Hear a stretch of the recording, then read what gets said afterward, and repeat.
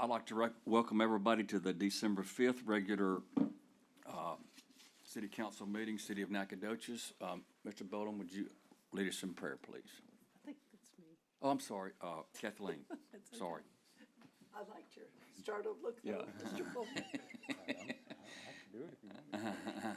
So I went to a beautiful Christmas program at First Baptist Church on Sunday, and my prayer tonight is adapted from their program. Dear Lord, you know that this season is marked by fun and excitement, but can also be a season of stress and chaos as well, along with struggles for many. With the celebration of Christmas and all that it entails comes the weight of juggling finances, travel schedules, and at times sorrow. So, Lord, we ask that you remain in our midst and in the center of our hearts, bringing your hope, peace, joy, and love to all of us and to our city. And we ask a special prayer today for Roy Bolden for his birthday. We ask all of these things in the name of the Father, and the Son, and the Holy Spirit. Amen. Amen. Amen. Would you stand for the pledge, please? I pledge allegiance to the flag of the United States of America and to the republic for which it stands, one nation, under God, indivisible, with liberty and justice for all. Honor the Texas flag. I pledge allegiance to thee, Texas, one state, under God, one and indivisible.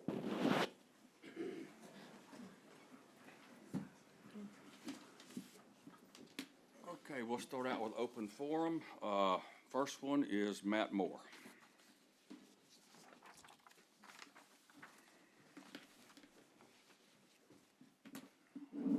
Well, Council, Matt Moore, 216 North Church Street. First of all, I'd like to thank everybody that worked to get the bonds passed, and mainly to the citizens of Nacogdoches that voted to invest in our community. I was impressed and happy. But what I really wanted to talk about tonight is the change in the rules to citizens' communication. The idea that you have to, I think it was just changed by the mayor at the beginning of a meeting, where you have to sign up before the meeting for anyone, and you can't sign up during the period, the public comment period, until the public hearing is closed. So if I came in at 5:31, I couldn't sign up. And I just want to tell you a little story in my few minutes I've got here. About 10 years ago now, I think it was in 15, I looked on the city council agenda when I first moved back here, and I wanted to come down and talk about creeks, because creeks water quality is something I believed in, and I noticed that there was no opportunity to do that. And I thought that was strange. No open forum, or at that time what I call citizens communication. And so I went to a forum for the council, and Shelley, I asked her, and she said, yeah, I'd support that. And then the first day after the election, I get an email from her saying, no, I changed my mind. I'm not going to support it. And then about 6 or 7 months later, she did support it. So now that we have it, and it's a big deal. And now I know that when y'all come up here, because I've been here, that the chances are that you already made up your mind. And that's how it should be. I mean, I don't want a city council member that has no idea what they're going to do till they get here, and then see who talks on this and who talks on that, and then just vote with, the popular things. So it's really important. But it's not about that. It's about the citizens, the taxpayers, the people feeling welcome and ability to talk here. And if that means you have to stay here to 12 o'clock and listen to it. And I'll just finish up by, and I know people love to trash Austin, but I love Austin. And one of the first things I did when I went there to go to graduate school is I went to a city council meeting on a huge development that was going into the recharge zone for Barton Creek. Freeport McMoran was going to build like 1,000 acres of houses. And people showed up, and the city council sat there and listened to us from 5 o'clock in the evening this time till 7 o'clock the next morning, and 3-minute people talking. And ultimately, they voted to turn that down. And the reason, and by turning that down, they probably saved Barton Creek from the non-point source pollution and the filling up of the aquifer from all of that. And that led to a huge environmental movement and just acres of open space that Austin now has. So I encourage you to open up the open forum. Don't have restrictions. Don't say something like you can speak if allowed to, or you can say two people can't combine their time and to let one person speak. What does it matter whether two people speak 3 minutes each, or one person speaks 6 minutes each, or for 6 minutes? And those are both in your rules. So, and I've been told by the mayor, I've been told by Mayor Van Horn that you can't speak because I was going to speak about putting a creek in 4x8 box culverts, and he said, you can't speak about that. You can talk, but you can't talk about that. And I go, that's just BS. That's not right. And so I hope you change it. I don't know if you change it. I don't know if y'all talked about it. There was no public hearing. It was not notified. And so I hope somebody brings it up and puts it on an agenda and has an open discussion about that. Thanks.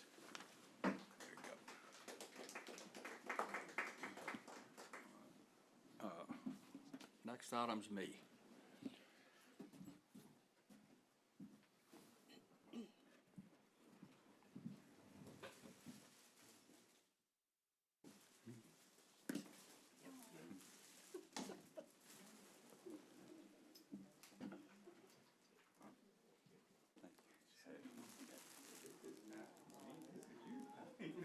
This is a special day, Mr. Bowden.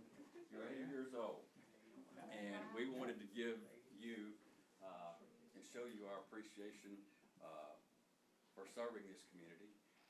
It's been a pleasure, just the short time that I've been here, to work with you. I've enjoyed it, and I also have a resolution I want to read. And that's your coffee. You shouldn't surprise an 80-year-old man. Okay, this is a resolution of appreciation and commendation to Mayor Pro Tem Roy Edward Bolden in celebration of his 80th birthday. Whereas Roy Edward Bolden was born December 9th, 1943 at 126 West Hospital Street, Nacogdoches, Texas, to Jesse and Classy Bolden. And whereas after graduating from B.J. Campbell High School in 1961, Roy enlisted in the military and dutifully served in the United States Navy. And as his Navy buddy, J.C. Dixon, recently recalled, Roy was very dedicated, extremely bright, and just a good man. And whereas Roy excelled in the telecommunications industry at Western Electric, AT&T, and Lucent Technologies, rising from an equipment installer to the role of administrative operations manager, and garnered the respect and admiration from his colleagues for his work ethic and leadership. And whereas after retiring from corporate after 35 years plus, Roy relocated back to Nacogdoches, and at the prompting of citizens who believed in his leadership, accepted the call to run for public office. And whereas Roy was elected to Nacogdoches City Council in 2012 and gained the reputation as a person of integrity, who thoroughly prepares for meetings, thinks critically about issues, listens to his constituency, deeply cares about his community, and has earned respect across the aisle. He uses his skills in various roles with organizations like the Texas Municipal League, Brazos Transit District, DP's Texas Council of Governments, and as a board member and president, and as a graduate of Nacogdoches Police Academy to make Nacogdoches and DP's Texas and the community better. Whereas Roy has extended his heart and hand through service and has touched the lives of many through volunteering at Antioch Baptist Church, court-appointed special services advocates, CASA, of DP's Texas, and Concerned Black Men of Nacogdoches and other organizations. And whereas because of his remarkable service, among other recognitions, he was honored in 2013 by the Nacogdoches Alumni Chapter of Delta Sigma Theta Sorority, Incorporated, named the elected official of the year in 2018 by the National Association of Social Workers, and in 2020 named committee person of the year by DECCOG. This is longer than Jim. Where you got that information from? You double check that? Yeah, I'm gonna have to, yeah. Whereas while Roy has received many accolades throughout his career, public service and volunteerism, his prized roles are being a child of God, a husband to Arlene, a father to Roy Jr., deceased, Roy Allen and Michelle, a grandfather and a great-grandfather. And whereas Roy embodies the principle of greatness as Dr. Martin Luther King expressed, great by serving others, and Roy truthfully lives the charge to fulfill his calling and serve his present age, as penned by the hymnist Charles Wesley. Now therefore, be it resolved that I, Randy Johnson, Mayor of the City of Nacogdoches, and on behalf of the City Council, do hereby celebrate your 80th birthday and recognize the impact that you have had on your family, our city, state, and our country. And commend you for the numerous lives you have positively touched and the great legacy you are leaving. I further encourage you to continue to charge in Micah 6:8 that you so faithfully exemplify, to act justly and to love mercy and to walk humbly with your God. Thank you, Mr. Bowden.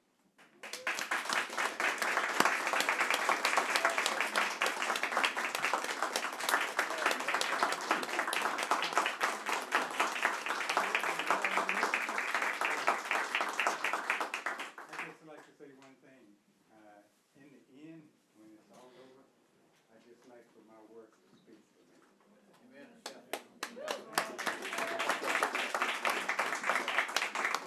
Maybe I probably can't even pick that up.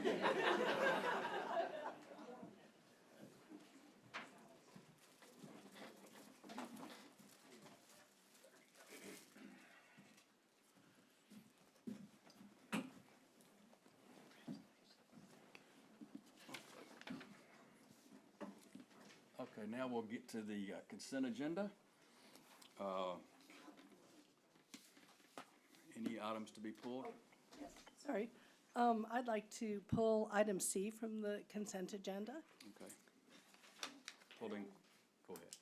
And if there are no other items, I'll make a motion that we approve all the other items on the consent agenda. Second. Second. Okay, I have a motion and a second. All in favor? Aye. Motion passes.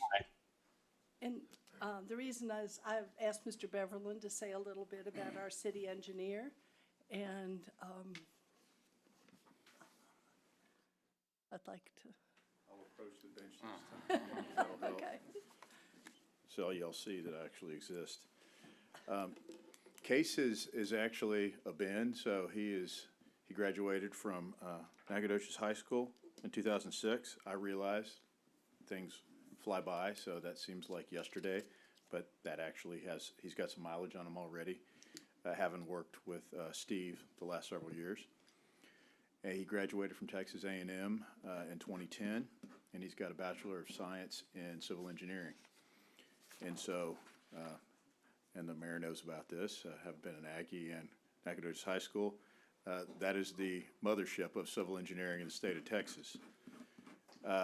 Case also has his PE license. He got that circa 2016, and he's been working, he has worked in the private sector previously for about 4 years, and he's been functioning as assistant city engineer and assistant public works director the last 8.5 years.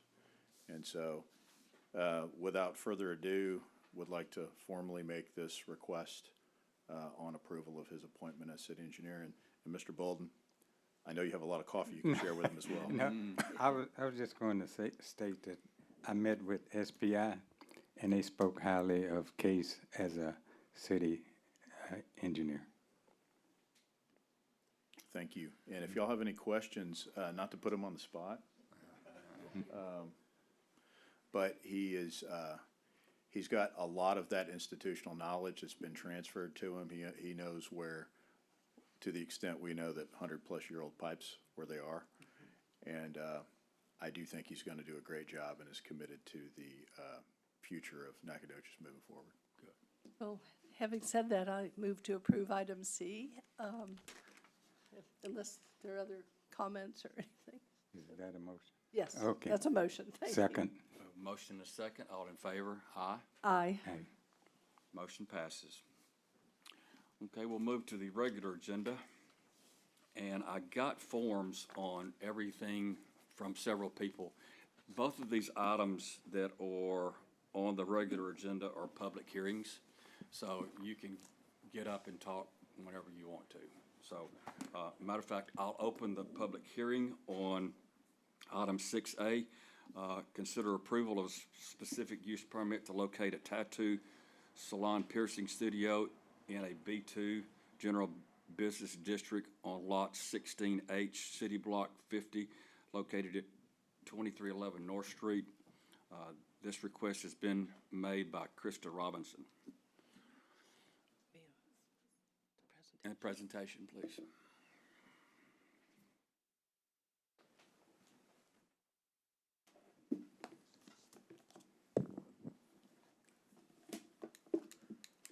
Good afternoon, Mayor, City Council. Juan Paulette, Interim City Planner. This is a request for a specific use permit for a tattoo salon and piercing studio that would be located at 2311 North Street along one of the city's major commercial corridors. The applicant is proposing to use the existing 1,700 square foot building and will be sharing the space with a licensed body piercer. After several failed attempts to find a suitable location to grow her business, the applicant has since found this new location, which she feels will provide the needed visibility and opportunity for growth. Excuse me.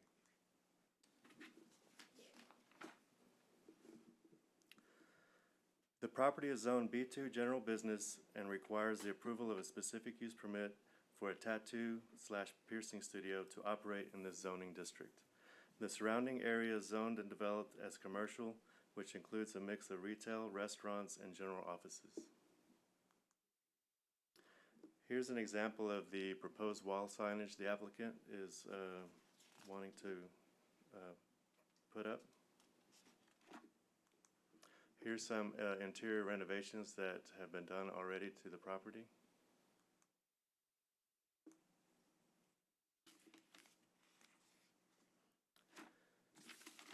And this is a view of the property from North Street and an example of some of the surrounding commercial properties around the area.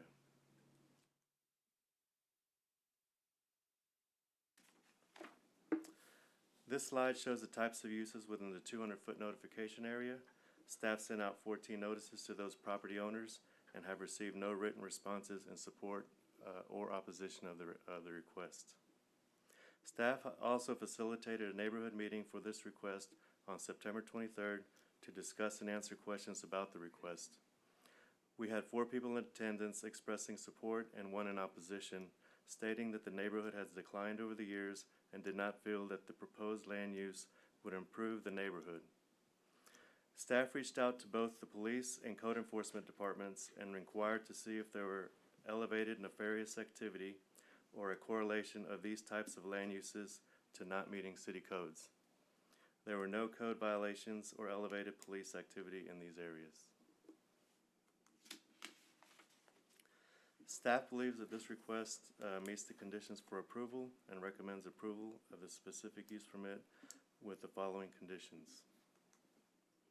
On November 13th, the Commission voted unanimously to approve the SUP with the following conditions. Hours of operation be between 11 a.m. and 8 p.m., Tuesday through Saturday, closed Sunday and Monday, and tattoos by appointment only. This concludes staff's presentation, and I'll be happy to answer any questions of the council. And the applicant, Krista Robertson, is here to answer any questions if needed. I don't have any questions. Don't either. Okay, this is a public hearing, so anyone that filled out this form, whether anything in 6, you're more than welcome to speak. Or we could vote right now. It's up to you. I just need a motion, you know. Okay, go ahead. I Brenda. move that There's we a public hearing, I'll say something. the SUP. I live in the area and, Trying to talk oh, too. So- sorry. You have a speaker here, Chad, so, Sorry, I couldn't see it on the. I know.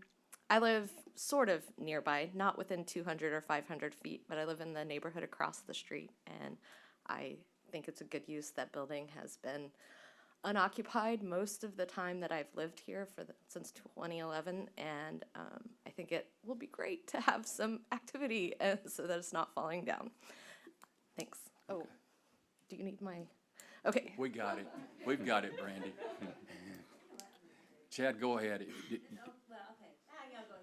I move that we approve the FUP with noted condition, the Plan Commission recommendation. Okay, there's been a motion for approval.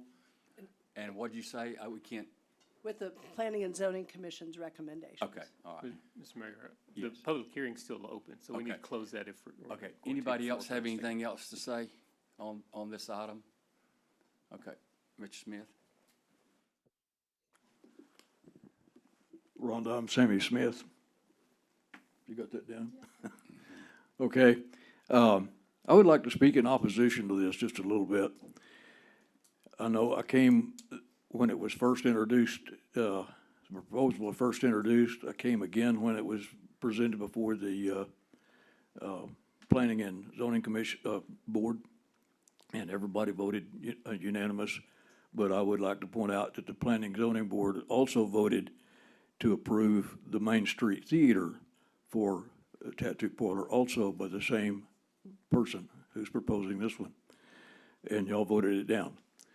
I say y'all, the city council voted it down. I've been in Nacogdoches for 43 years.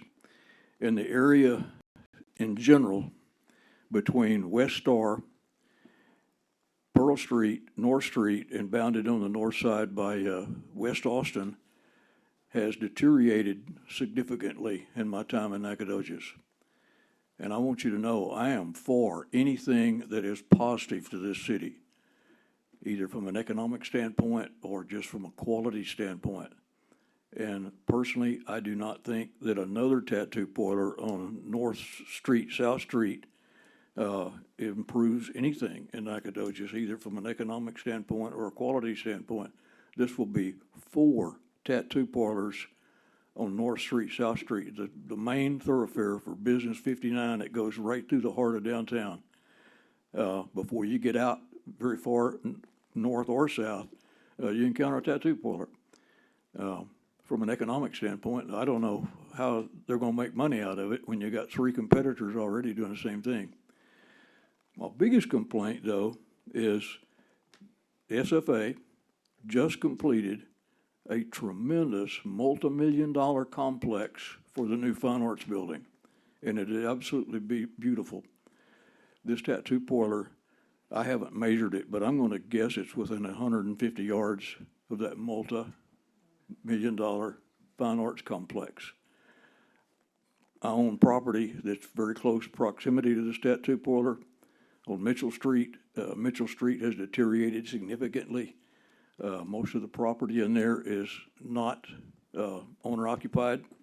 It's either rental property, multifamily, single family rental property, or business property. But nobody can convince me that another tattoo parlor on North Street in that close proximity to our center of our city is going to improve anything in the city. That's it, and you guys are probably gonna vote for it, but I don't agree. Thank you.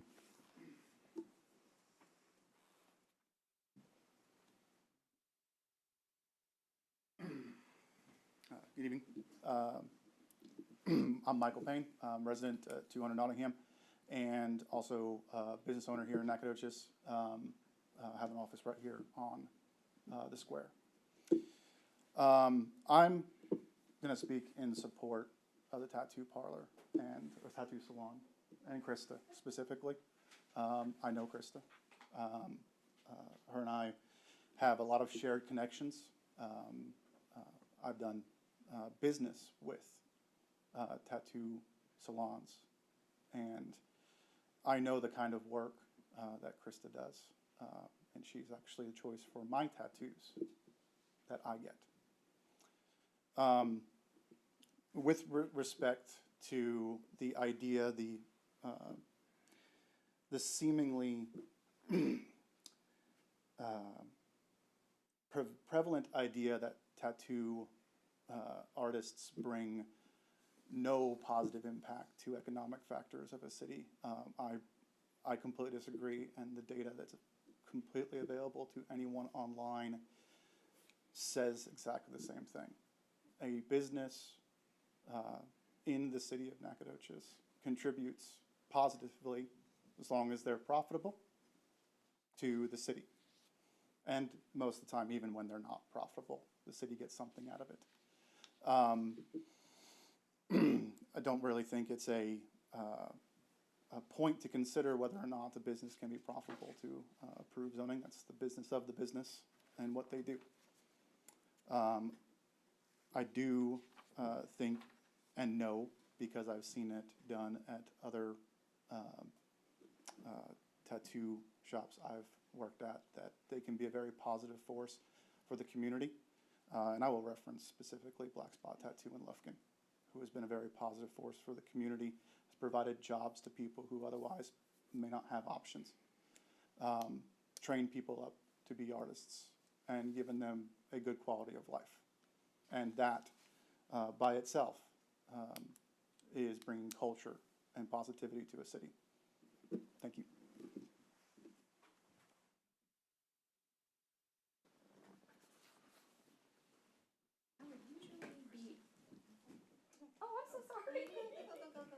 I would usually be up here before everybody speaking, but I was ready to wrap this up. So sorry. I just wanted to come up here and say short and sweet. Obviously, this is a huge difference between what happened downtown and North Street. You know, a bigger response and a lot of pushback downtown. This time around, we, feel like we were told we would be better suited to North Street. And so we found this place and we fell in love. We fixed it up. We have actually contributed to making this building better, this area better. And I really feel like this is the place for us. And we just want to get back to work, honestly. We just need a bigger space. Our crew is ready to get back to work and have a, nice space for us. And we really just, that's all. And we're not new. We've been tattooing in this town for a while. So it's not that it's a new tattoo shop or another tattoo shop. It's just we separated from a different tattoo shop. And that's all. So, yeah, thank you. I appreciate your time. Okay, there's a motion. You got, I did want to say something, yes, come on. just because I signed up and I've missed y'all, I haven't been around for a while. My name is Ann Keenan and I live at 609 East Hospital Street. And I wanted to speak briefly in support of what Sammy said also about making a place look better and not be as run down. I think this business has an opportunity to do that to the neighborhood. And as we move forward looking at zoning and codes and those kinds of things, I think we need to open up and look more at not so much what the exact business is, whether it's residential or a duplex or a commercial or a doctor's office or whatever, but how it looks and how it's going to show up and how it's going to contribute to the quality of the neighborhood as much as what it exactly does. So thank you. That's all I wanted to say. Okay, thank you. Okay, anybody else? Close. Okay. All right, we'll close the hearing and we'll open it up for discussion. And I think we already have a motion made by Mr. Huckabee, and I'll second that motion. Anybody have anything to say? If you could please make the motion with the conditions. Yeah. We did. He did. Do you want us to repeat it clearly or? Chad, why I'll don't be you? glad to repeat if I need to. Yeah, go ahead, Chad. I make a motion that we approve the specific permit, the condition as presented from the Planning and Zoning Commission's recommendation to us. Okay, and I'll second. We have a motion and second. All in favor? Aye. All opposed? Aye. Motion carries. Okay. All right, that's 6A. Congratulations.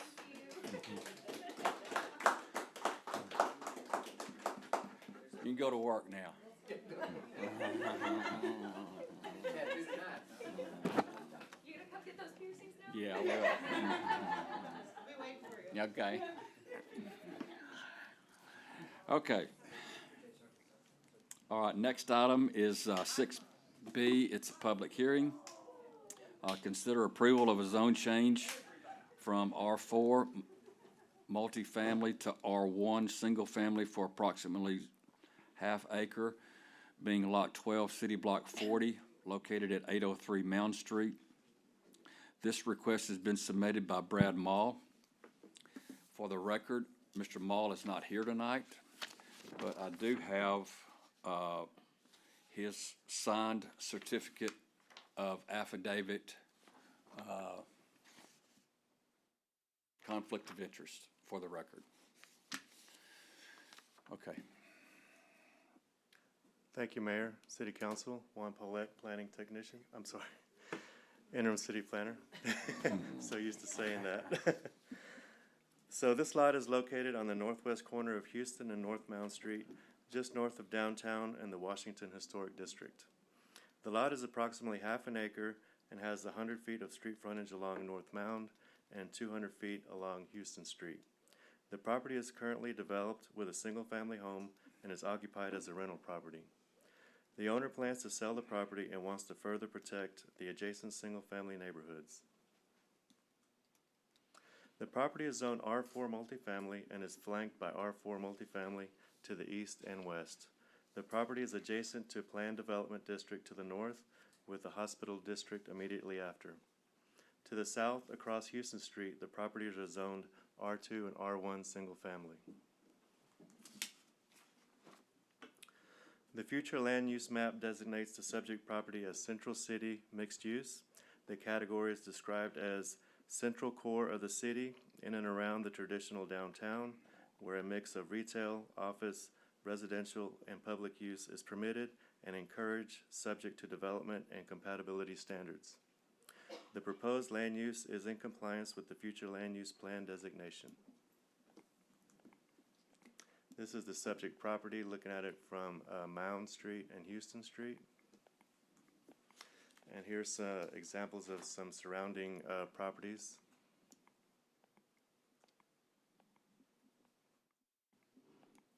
This slide shows the types of uses within the 200-foot notification area. Staff sent out 18 notices to those property owners and have received one written response in favor of the request. Upon further assessment, staff recommended to the Planning and Zoning Commission to amend the original R1 zoning request and offer a separate proposal to zone the property to R2 single family. R2 is situated to the south of the subject property across Houston Street and would be considered contiguous and in closer proximity than the requested R1. This adjustment facilitates a lesser intense transition between R4 and R1 land use. Both districts allow only single-family detached construction, but R2 allows for a slightly higher density. The recommendation does align with the owner's original intent while maintaining the compatibility of mixed uses as outlined in the 2003 Comprehensive Plan and relieving any possibility of spot zoning. On November 13th, the Planning and Zoning Commission voted unanimously to approve the zone change from R4 multifamily to R2 single family. P&Z recognized the adjustment from R1 to R2 and agreed that this was a better fit in location due to the current zoning that is surrounding this property. This concludes staff's presentation, and I'll answer any questions from the council. Did you, excuse me. Go ahead. Did you state that the property owner agrees to the R2 change? Yes, we spoke with him, and he is in agreement with R2. Okay. Okay. All right. Again, anybody that filled out one of these forms, I mean, it's a public hearing, so you can get up and say whatever you want to, so.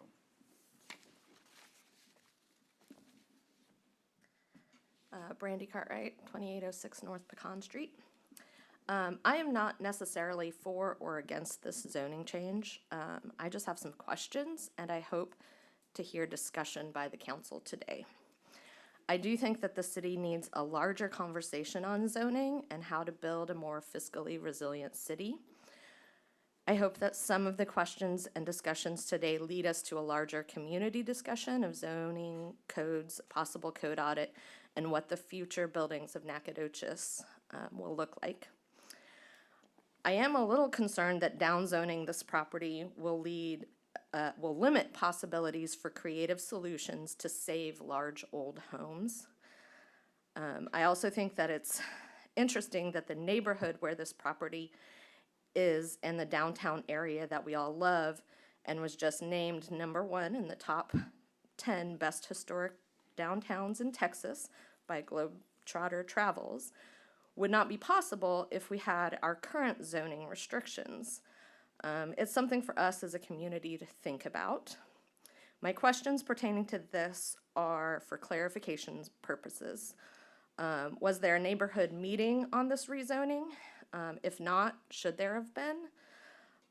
Has the property been used as an Airbnb by the property owner? And is downzoning to an R2 single-family designation going to stop that from being a possibility for the potential new owner as the property is up for sale?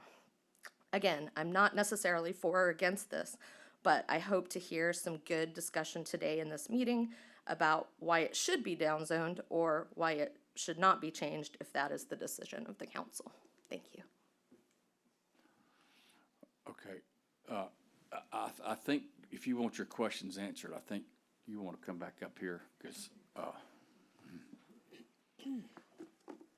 So as far as, what was the first question? It was there a neighborhood meeting? So in the neighborhood meeting we did not have a neighborhood meeting because we agreed on council that neighborhood meetings would be only for upzoning if you're going from R1 to multifamily or commercial, not downzoning.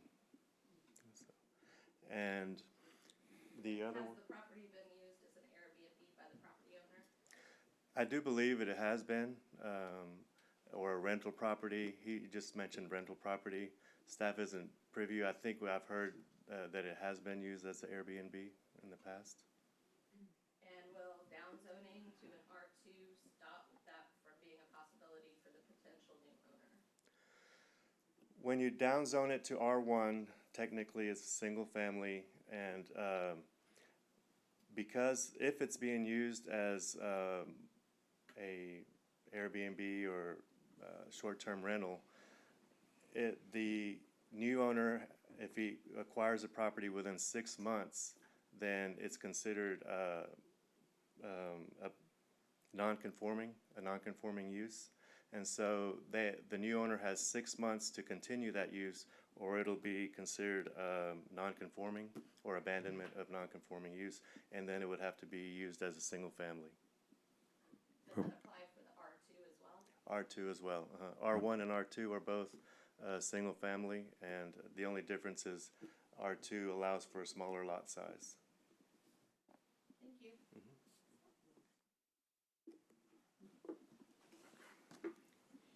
Any other questions? Or? not from me. Okay, anybody else have anything to say? Mr. Smith? Jamie Smith, again. I was at the Planning Zoning Commission when they approved this 5-0. I spoke in favor of it, and I am still in favor of it. I just want to show you guys that, yes, I am in favor of some things. We know you are. One of the problems that a college town like ours has is multifamily residence and lack of owner-occupied properties. We only have 38% property in Nacogdoches, residential property, that is owner-occupied. That is very low. Now, we get a distortion, obviously, because of college students, because they're in the population, and obviously they're not property owners, so that impacts us a little bit. But we're even low compared to other college towns. So I am very much in favor of anything we can do in terms of multifamily going to single family. I know you guys have seen it. I've seen it in multiple cities where you change residential areas into multifamily and the residential area goes downhill. There's a whole lot of difference between husband, wife, kids living in a house and 5 male college students living in a house. If you don't believe that, we'll go look at some. But I just want to say, I'm in favor of this. You would please me if you voted for it unanimously. Thank you.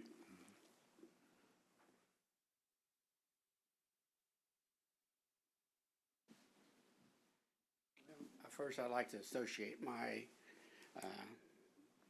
beliefs with what Brandy said. I thought all her points were good. A lot of times what we talk about is spot zoning. And he said something about spot zoning and therefore, I forget exactly the wording, but it's like, therefore spot zoning doesn't matter. I mean, it's almost impossible to imagine something that's more spot zoning than taking one spot and changing the zoning. But what I'd like for y'all to maybe look into is, say in the last 30 years, has there ever been a case where anybody was ever sanctioned for spot zoning? It seems like spot zoning is just what we say when we don't want that to happen. Otherwise, doing the exact same thing is not spot zoning. It's just this ambiguous, amorphous idea. And it does not lead to good neighborhoods. If you look at that neighborhood, across the street is a fourplex. Behind him, I think, is a duplex. Behind him, that is an apartment complex. It's impossible, isn't that right? Well, Catty corner to that isn't that a fourplex? Mr. Paul, I can bring the map up again if you'd like to. Well, I see think it. so. I mean, I'm going from memory here, so I could be wrong. It's not spot zoning to do it at R2. Yes, he can show that. Well, anyway, Go back to the stars. I mean, that you're picking out, No, go, the one that had the stars. Oh. See it, you so can see it. that one house you showed See, there is look, a you got fourplex. single family owner occupied all throughout there. I'm not saying it's not And you I'm not saying it's not single family owner occupied. Is it? Go to the zoning map. That's, Well, I can't really tell. It's So you just- have R4 to the east and the west, and then the hospital district to the north, and single family to the south. Okay, And so it's contiguous with the R2, which is why we recommended the R2 Okay. versus R1. excuse me for being off base on that. But it is true that across the street, Catty Corner is a fourplex, and then there's multifamily in there. And the point about spot zoning is also true. I mean, even if this isn't exactly, somebody could determine it to be spot zoning. Well, I'd like to see, maybe you could have your attorney look that up and see how many times people ever were cited for doing spot zoning. I mean, great cities are like that. You know, they have, this building looks like this, but it serves a different use. I mean, that's why that's why Brad moved there, because it's such a wonderful place, because it's mixed use. I mean, there's plenty of places, if you want to live, you can move out to Appleby Sand Road, where you can live in a single-family detached housing neighborhood. I mean, this is a great neighborhood because it is mixed use. That's what makes it great. There's plenty, all the future Nacogdoches that gets built almost is all going to be single-family detached, single-family houses and large apartment complexes built on the loop. That's what we're going to build. And if we don't find a way to do this more creative, thoughtful infill development of mixed uses, we're just going to end up like every other city that just become nothing but sprawl. I mean, that's the direction we're heading. And that's the direction that I think this council wants to go. But I would like, would it be possible for y'all to request for the attorney to find out how many people in the last 30 years in Texas have ever been cited for a spot zoning case? Would that be something y'all would be willing to ask for? Because I'm curious, I've never heard of that being, anybody ever being cited from that. And, it's just an ambiguous term, so. I'd hope maybe somebody will ask for that. But anyway, I don't really care because, nobody's going to tear that house down and build an apartment complex. What it means is the person that buys it can't have an Airbnb there. I mean, nobody's going to buy a $500,000 house, tear it down for a lot that's worth $150,000 and to build a new apartment complex with all the parking requirements, setback requirements, impervious cover requirements. That's not going to happen. There's just too many other restrictions, so I don't really care. You're gonna, you know, it's pretty much, I mean, he didn't even send his agent here to talk on his behalf, so it's pretty much figured out how this one's going. Thanks.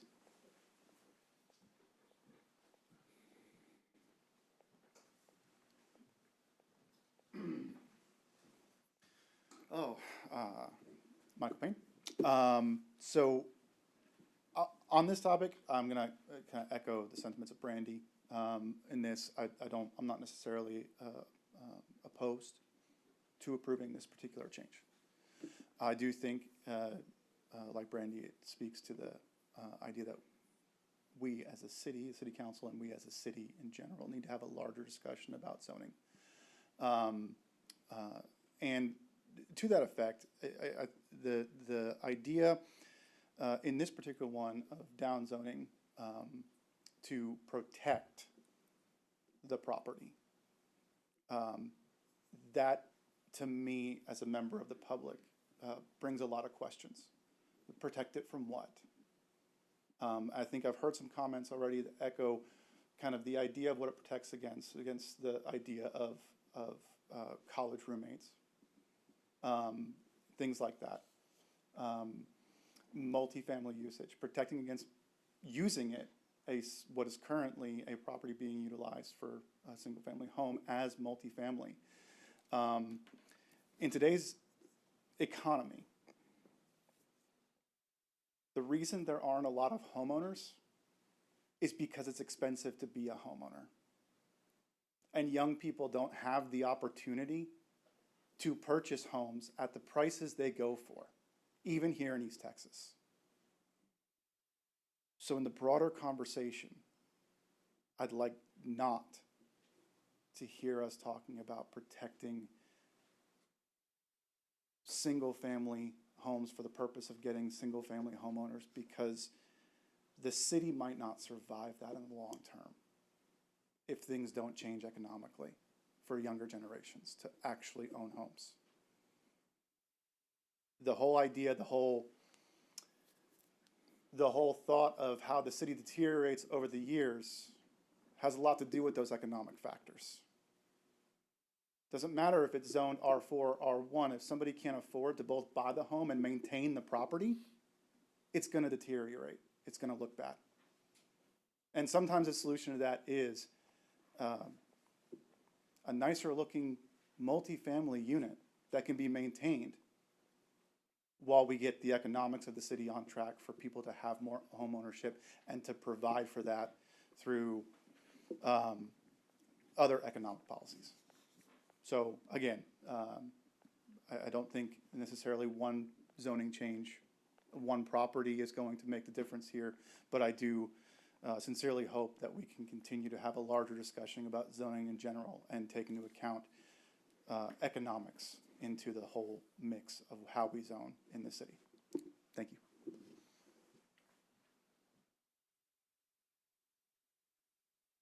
Okay. Anybody else? Okay. All right, if not, I'll close the hearing and open it up for discussion with the council. I just want to make a comment. But if I was given a choice, I would prefer R1, single-family residence. But with that being said, I was in a meeting today, and the expectation of SFA to grow at least 10,000 students by a certain time frame. We don't have multi-family facilities to accommodate that type of growth with SFA. And I believe in single-family facilities, but we also need multi-family. If the predicted growth for UTSFA is really, and I think it will grow. That's just a comment. And I appreciate it. Kathleen, you have any? No, obviously, we do need to discuss zoning, land use, all of that. It's a huge discussion, but this isn't the, this particular zoning one is not the the time are just with us. So, you know, I totally agree. We have a lot to talk about, and part of it is our heritage, you know, and the older homes that we have. And I personally believe we need to protect the few older homes we have left in the town. And that's something very important to me and very important to a lot of people, including tourism. And I appreciate Mr. Mall's efforts to protect that particular property, because the one right next door to him, next door to that property, was 100 years old and was torn down for a parking lot. And it's heartbreaking. So I appreciate this. So I appreciate all your comments and all your thoughts. They're really spot on. But this particular property, I think, really it's in the best interest of the city, of everybody, to approve his request. Chad, do you have anything to say? Yes, sir. I just make a couple of comments and ask a question for Mr. Paulette. But the first thing I want to mention is I share some of the concerns. We have to have a bigger conversation about what we do regarding zoning and land use in the city. And I think getting our comprehensive plan and downtown master plan to fruition is a huge piece in that. Again, I don't think the contextualizing of this particular zoning case, I don't know if now is the time for us to have that discussion, but we need to bring this back. We need to discuss it in general. How do we want to grow as a city? How do we want those improvements to happen?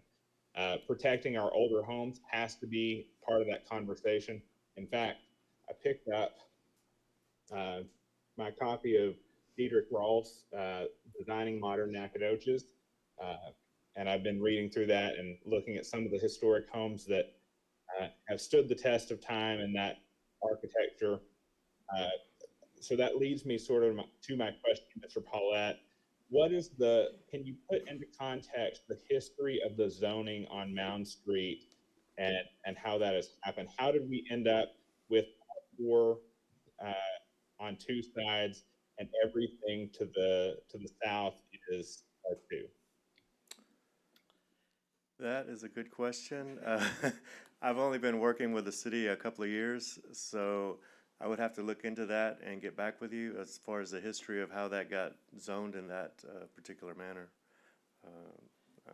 Unless someone else can shed some light. I know some things about it, but actually Ruth Carroll, who is on planning and zoning, probably knows much more. But they were all older homes on the street, and then the hospital kept expanding a little bit further and a little bit further. So they were all single-family homes, pretty much. And then with the hospital expansion, and I think there were people who tried very hard to look at that over the years, including Miss Carroll. She was very vocal and worked hard to do it. And many people made many sacrifices in order to save those older homes. I can tell you that.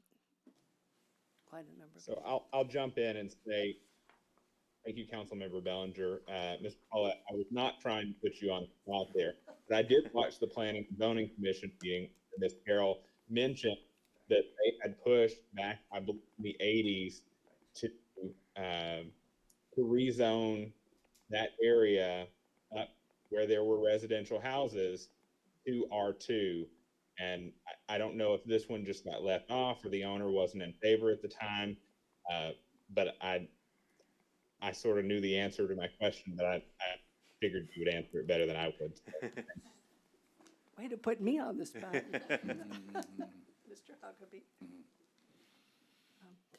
So I'd like to make the motion that we approve the zoning request as outlined in item 6B. Second. Have a motion second. Just point of clarification. Oh, sorry. The recommendation from commission was to go to R2. Right. It's stated on the agenda to R1, Yes. so Sorry about clarification. that. It is R2. Were we supposed to close the public hearing before I made that motion? Sorry about that. I think it was closed. Oh, we did? Okay. I did close it, didn't I? Sorry. Okay, let me rephrase my motion. I would like to make a motion that we approve the Planning and Zoning's recommendation of the zone change from R4 to R2. That do it? Second. I have a motion, second. All in favor? Aye. Aye. Aye. Okay. No one opposed. Okay. All right. That winds up the regular agenda. This is the last time, as far as I know, unless we have a special meeting, but I don't think, maybe we won't, maybe we will, that we won't be back until after the new year. And personally, I'd like to wish everybody in this room and this entire community a very, very Merry Christmas and a Happy New Year. And we have a lot to be proud of in this town. I think we're going in the right direction. I think we've got more people involved in local government than we've had in quite some time. But anyway, again, Merry Christmas and Happy New Year to everybody. This meeting is adjourned, and God bless the great city of Nacogdoches, Texas.